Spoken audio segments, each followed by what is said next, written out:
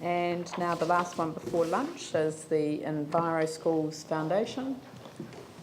Kristen Price and the team from Cashmere High. I don't know if they're all coming up to... Go on, come on, all come and sit at the table.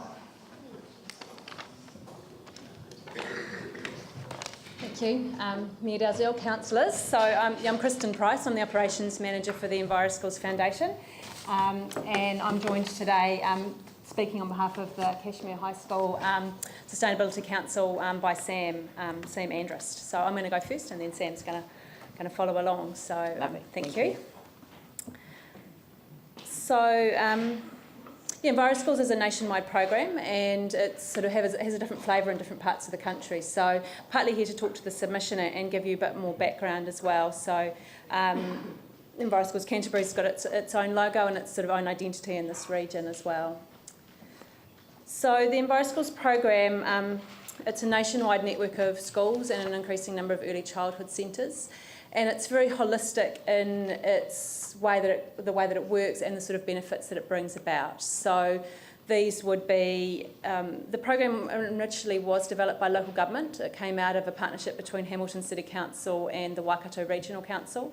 So it's specifically designed to meet the sort of community outcomes that councils have. So looking at, the sort of outcomes that you have as a council around community and environment in particular. So yeah, it's about resilient, more connected, sustainable communities and engaging young people in an active way and creating that. And because we're working with children and young people, we're working with the schooling sector where, these guys spend a lot of their time. It works really well educationally, so it sort of is something that schools find works really well with the New Zealand curriculum, which means that they want to be involved, which is great, so we've got good involvement from them. And it's got a huge range of benefits, which include things around young people feeling like they can make a difference in the world, which adds to their sort of sense of well-being and connection to their community, as well as practical environmental changes and things like that happen. So very holistic in its reach. And on page 3 of our submission, we talk more about the range of benefits from the program. Every Enviro School is supported in a range of ways. So each Enviro School works with a facilitator. So we train these people nationally and then they're employed locally. And so schools or centres on the program have got the guidance of a facilitator working alongside them. It's a little bit different to some of the programs that work in schools. Often that's sort of someone coming in and taking a class. So the teacher steps back and someone comes in and takes a group of students.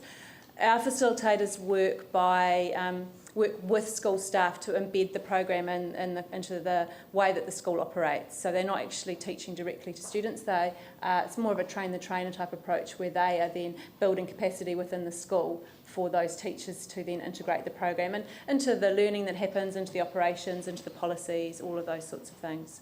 We have a range of resources that schools have that are useful for teachers. And we have a lot of emphasis on events that bring people together, both students themselves and teachers. And in this case, here's an example, a Christchurch example of a workshop for property managers. So all the property managers from the local Enviro schools get together and they're learning things that are going to be helpful in terms of their role in supporting Enviro schools in their school.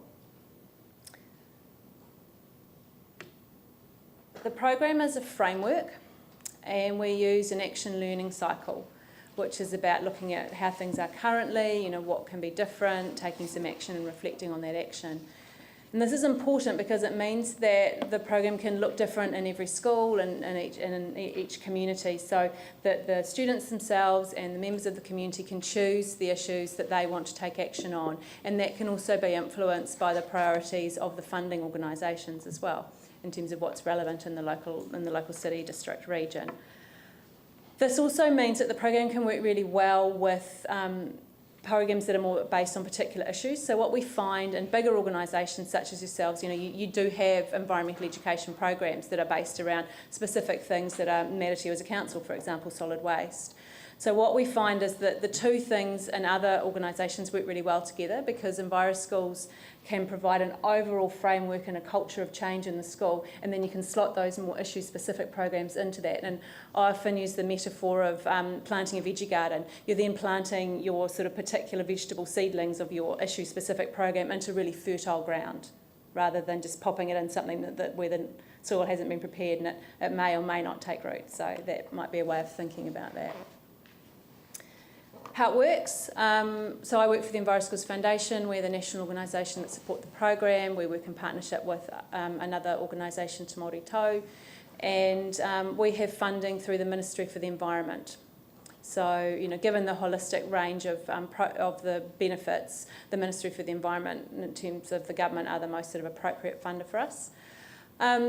Each region, we work along regional council boundaries, being kind of a local government partnership organisation. So regional coordinators in each of the 16 regions, generally a regional council employee.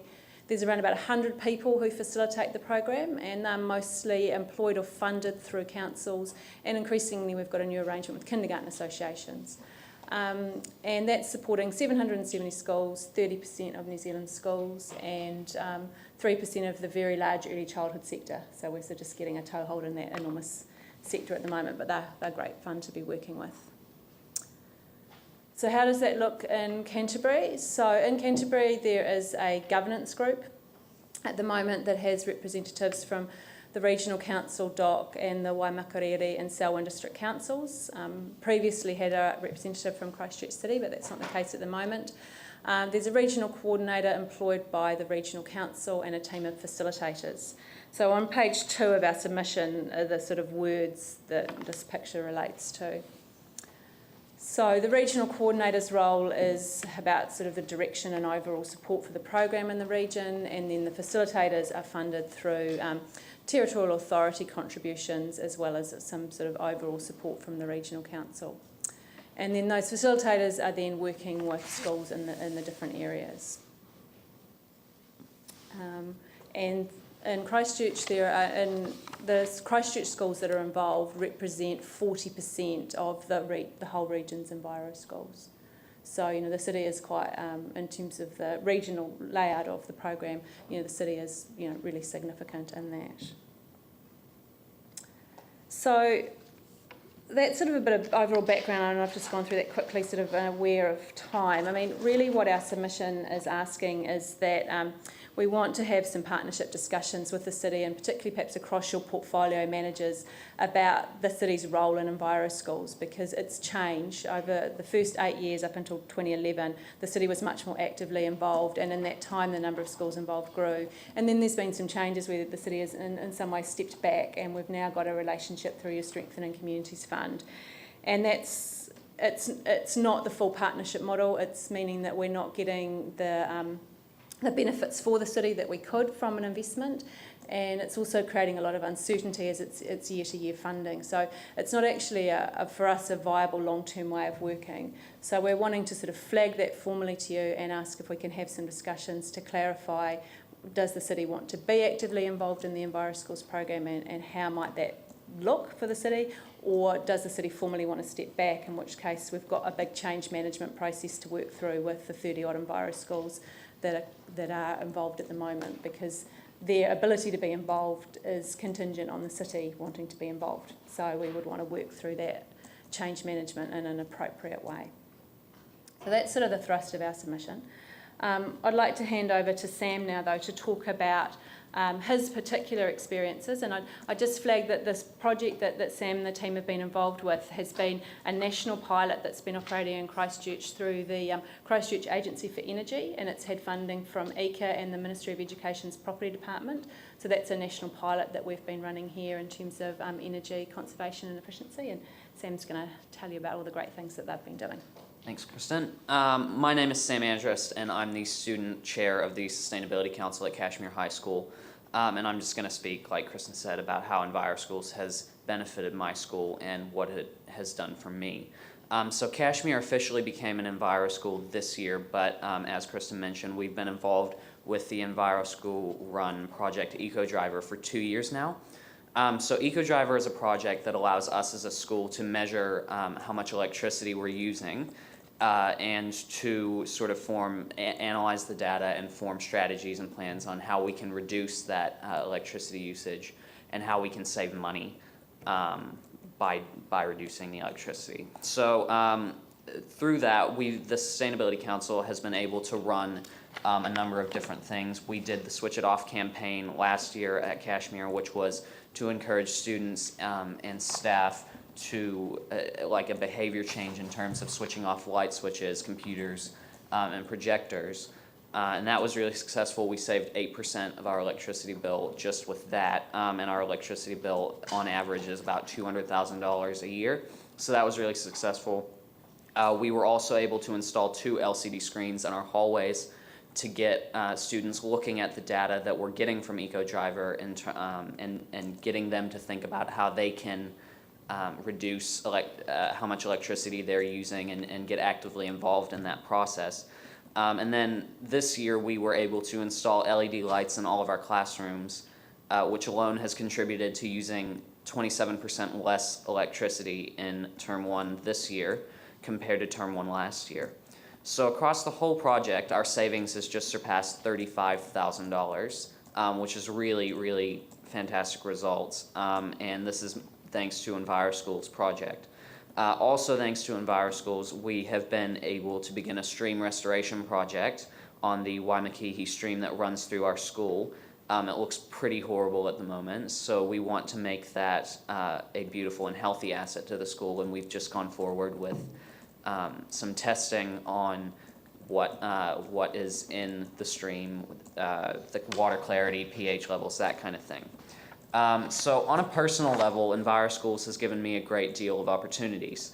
Thanks to my long-term work with EcoDriver at Kashmir, I was afforded the leadership opportunity to become the student chair of the Sustainability Council this year.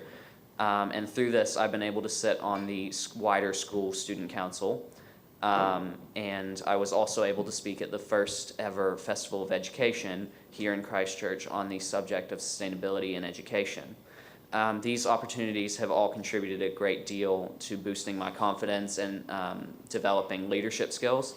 And then lastly, EnviroSchools has afforded me the opportunity to speak to you, the City Council, in support of their organization. And I can say that I fully endorse their submission so that they can continue to provide young people and schools alike in Christchurch the opportunities that they've given me and my school.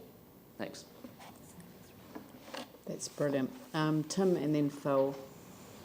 So I take it this is the same program that was at Kashmir Primary School, which It is, So yeah, yes. and I have to say, Kashmir Primary School won a Green Gold Award, by the way, just to let the other councillors know.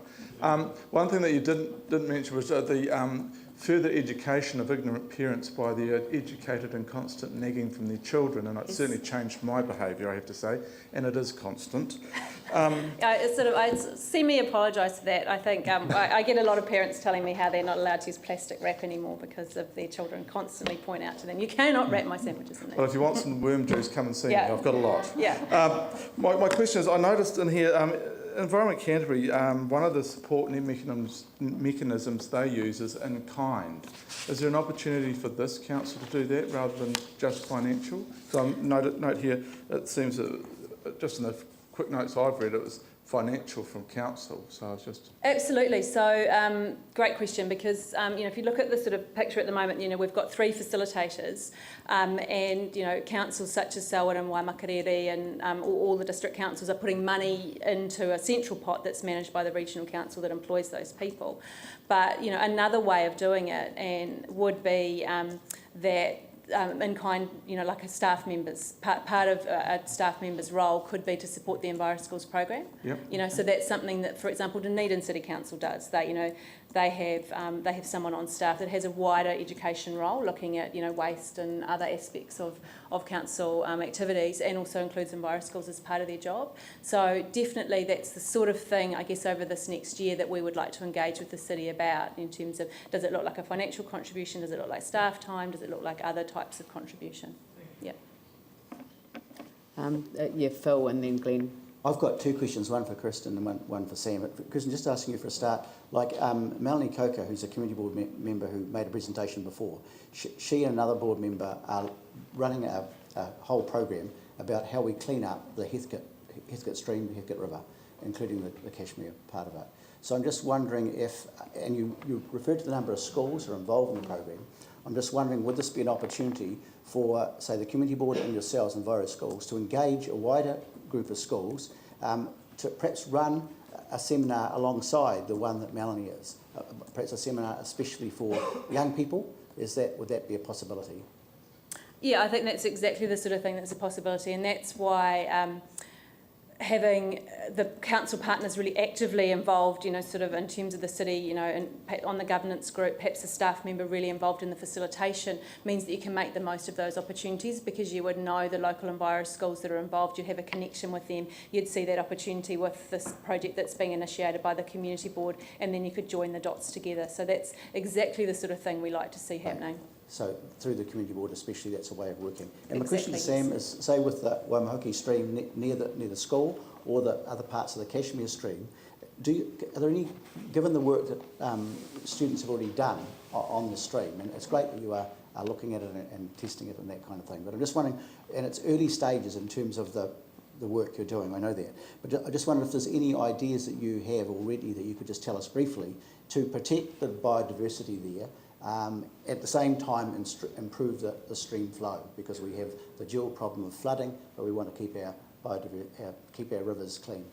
Well, I think in terms of, like, one thing that we looked at that Enviro schools could definitely help with is they have a lot of funding for native plants and things like that, and so I think that sort of improves the sort of health of the stream, I guess, and that's really one thing that Enviro schools could really help us with. I think it was close to like $1,000 worth of funding that they could give us for just like planting stuff. But we were going to talk to NIWA shortly about what the sort of flood plans are and stuff. Like, we're investigating that shortly, and I know that the what kind of sort of vegetation you have along the stream kind of impacts on the flooding, doesn't it? So especially if it's too big and blocking the road. Yeah. So we definitely have an issue with that on the street. Like, there's quite a lot of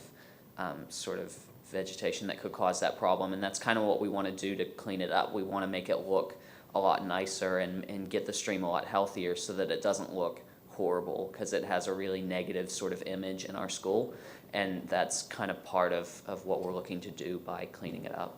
Great. Thank you very much. And Glenn, last question. Oh, thank you. It'd be great if we could continue to, and are you happy, to continue to develop that relationship like that? I know in the past you've received a lot of financial support from the council, although that has decreased over time, and now we have a very difficult financial situation. So you're happy to look at. Yeah, I think, we appreciate that there's been, during the time that things have changed from the way the council was working, there's been some mind-bogglingly significant issues that you've been grappling with. So really what we want to do now that to some extent has settled down, I appreciate there's an enormous work program ahead of you, but we're out of that sort of initial crisis time where it wasn't appropriate to be trying to engage with how do we move forward. We're really now wanting to re-engage, and that's on behalf of us as the Enviro Schools Foundation and also the current governance group, to re-engage with the city and say what's the best way to move forward given where you are now. And so that we can be really clear for the 30 schools that are involved, and there's another 40 city schools that are clamouring to be involved in this program on a waiting list. We want to be really clear to them what support is available to them. And what we would like to do is allow some time to have those conversations rather than sort of push for an immediate decision right now. We're kind of well over time, Yeah. so thank you very much for your submission, much appreciated. Thank you. Thank you. I'm sure councillors, if you want to chat afterwards, Appreciate you need to have your lunch. we're going to adjourn for